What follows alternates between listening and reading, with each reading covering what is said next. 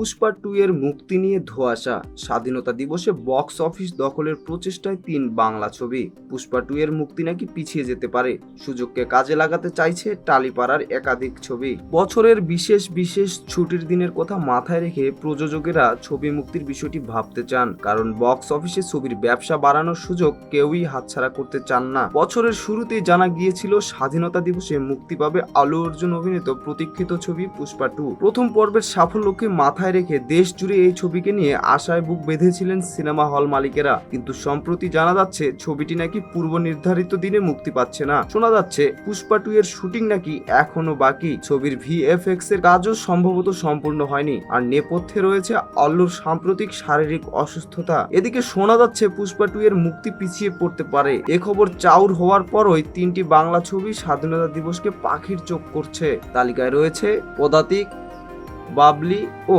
Binodini.